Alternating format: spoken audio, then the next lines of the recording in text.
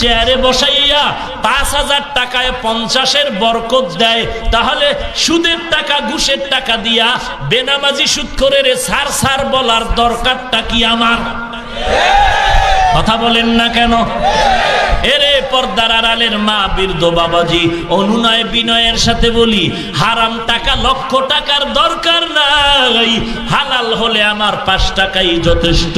বরকত দেওয়ার মালিক আল্লাহ, রিজিকের মালিক আল্লাহ, ইজ্জতের মালিক আল্লাহ, হায়াতের মালিক আল্লাহ। ও আম্মা জান, ও বাবাজি, মনটা কি চায় না আল্লাহর কাছে তওবা করো? আল্লাহ এত সম্মান দান করেছেন, পৃথিবীতে কোনো কোটিপতিরাও এত সম্মানে নাই, কোন দামি দামি কোটি টাকার মালিক, কোটি বিল্ডিং এর মালিক এত সম্মানে নাই। কোনো চিন্তা নাই।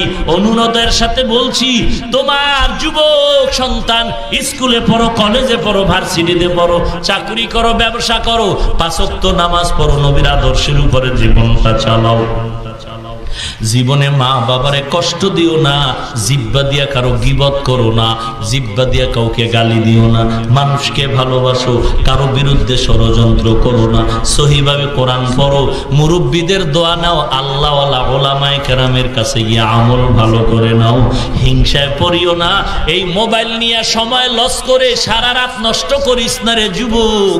তোর চেহারাটা নষ্ট হয়ে গেছে, তোর খবর নাই, তোর যৌবনের ঘরে ভাটা লাগছে, তোর খবর নাই, তোর ঈমান ধ্বংস, তোর আমল শেষ, তোর জীবন যৌবন শেষ। এমন কত যুবক চলে গেল এই মোবাইলের সূত্র ধরে, কত বন্ধুর সাথে বন্ধু আজকে হাড্ডা লড়াই চলতেছে, এক এক বন্ধু এই মোবাইলের সূত্র ধরে বন্ধুকে গুম করে হত্যা করে ফেলেছে। কিছুই না রে বাবা, অনুরোধ করে বলছি, গুনাহের রাস্তা থেকে তওবা কর, আল্লাহর কাছে ক্ষমা চাও।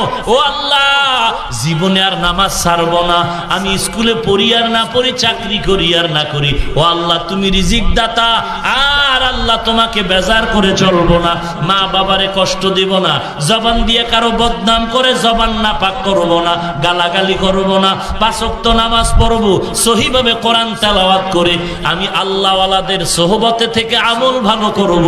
খাঁটি অন্তরে তওবা করার যদি নিয়ত হয়, খাঁটি তওবার নিয়তে 2টো হাত আল্লাহকে দেখায় দাও।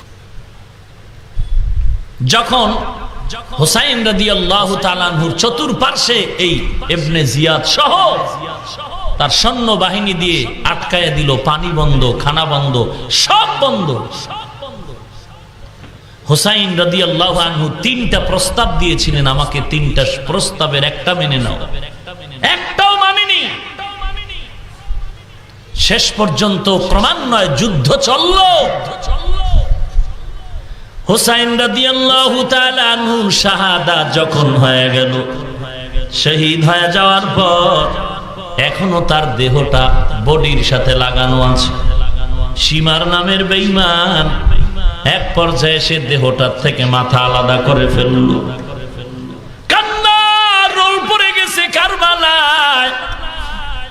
হুসাইনের কলিজা টুকরা সন্তান শিশু বাচ্চাটাকে পানির তৃষ্ণায় ধুকে ধুকে মরে যায়।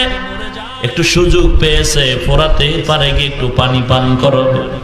হঠাৎ করে দেখলো কোন দিক থেকে যেন একটা তীর এসে তার সন্তানের কলিজার মধ্যে আঘাত করলো, কানের উপরে লেগে গেল। কান্নায় বিভোর হয়ে গেল। বিদায় বেলা হুসাইন বলে, রে ও বান্দা, আমার বোন, আমার যারা আছো তোমরা নিরাপদে থাকো, আমার জন্য দোয়া করবা, আমার জন্য তোমরা কান্নাকাটি করবে না, চিৎকার করবে না। ওরে নবীর উম্মত, এইবার এই সীমারের গোষ্ঠী ইবনে জিয়াদ সহ হুসাইন রাদিয়াল্লাহু আনহুর মাথাটারে নিয়ে এবার সিরিয়ার রাজধানীতে রওনা হয়ে গেল। এই ইয়াজিদের দরবারে যাচ্ছে, ওখানে যাইয়া আর তার সন্তান, নবীর পরিবারের আরো যে মহিলা ছিল সব নিয়ে হাজির। ইয়াজিদ হুসাইনের মাথা দেখে আশ্চর্য হয়ে গেলেন, কি ব্যাপার, আমি তো হত্যা করতে বলি নাই, কেন হত্যা করা হয়েছে? দ্রুত অর্ডার করলেন, যা হয়েছে পরে দেখবো, তাড়াতাড়ি তাড়াতাড়ি হুসাইনের মাথাটা দেহের সাথে মিলাইয়া ওখানেই দাফন কর। আর তার আত্মীয় স্বজন, রাসূলের আওলাদ, এদেরকে রাষ্ট্রীয় মেহমানখানায় নিয়ে যাও। কারণ আমার আব্বা মুআবিয়া রাদিয়াল্লাহু আনহু আমাকে বিদায় বেলা বলে গেছেন, রাসূলের আওলাদের সাথে যেন চূড়ান্ত কোনো বেয়াদবি না হয়ে যায়। রাজকীয় মেহমান খানায় ঢুকায় দাও। কিছুদিন ওখানে রাখার পর নিরাপদে সরকারি সিকিউরিটি গার্ড দিয়ে মদিনায় পাঠিয়ে দিয়েছে। ওরে নবীর উম্মতের দল, হুসাইন রাদিয়াল্লাহু তাআলা আনহুর শহীদের দিনটা ছিল শুক্রবার, এই মুহররম মাস।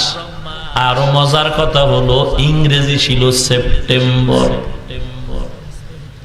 শত শত শত শত বছর পর আজকে মিলে গেল সেপ্টেম্বর, শুক্রবার, মুহররম।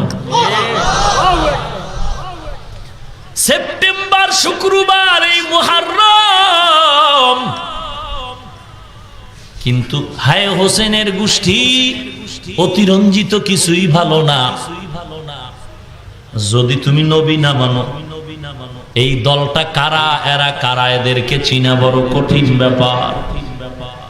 নবীজি বলে গেছেন বনি ইসরাইলের দল হবে ৭২, আমার একটা দল বেশি, এক দল জান্নাতি, বাকি দলগুলো জাহান্নামী হয়ে যাবে। দলাদলি ৭২ দল কেন করবে? পদ নিয়া না, না, আকীদার বেলায় দলাদলি। এই দলাদলি রাসূলের ইন্তেকাল হলো সোমবার দিন ফজরের ভোরে, দাফন হলো বুধবার দিন রাতের বেলা। অথচ নবী বলেছেন মাইয়েতের দ্রুত দাফন করে দাও, বেশি দেরি করবা না। কিন্তু নবীর দাফনে ৩ দিনের বেশি দেরি হলো কেন? সোমবার দিন বাদ ফজর ইন্তেকাল, বুধবার দিন রাতের বেলা দাফন হলো কেন? দুইটা সমস্যায় গোটা উম্মতেরা ভেড়া চাকায় পড়ে গেল। দুইটা সমস্যা মারাত্মক রূপ ধারণ করলো। নবীজির দাফনের জায়গা কোথায় হবে? নবীও বলে নাই, না বলার কারণে মক্কাবাসী বলে আমগো দেশ, আমগো নবীর জন্মভূমিতে ফিরায়া দাও। মদিনার লোকেরা বলে না, না, তোরা আমার নবীরে কাদায় কাদায় বিদায় দিস, আমার নবীরে রাতের বেলা বিদায় দিয়েছো, কতবার মারার জন্য, হত্যা করার পরিকল্পনা করেছো। মায়ার নবী কান্না করে করে মদিনার জীবন পাড়ি দিয়েছে। একদিন আর দুদিন না, নবী একটু হেঁটেছেন, আবার ক্লান্ত হয়ে পাহাড়ের গর্তে আশ্রয় নিয়েছেন। যেই নবীর শরীর মুবারকে মশা মাছি পড়া হারাম, ওরে মক্কার নিষ্ঠুর কাফের, ওই নবীরে কত কাদান কাদাইলি। শিয়াবে আবু তালিবের মধ্যে নবীরে কত বছর বেঁধে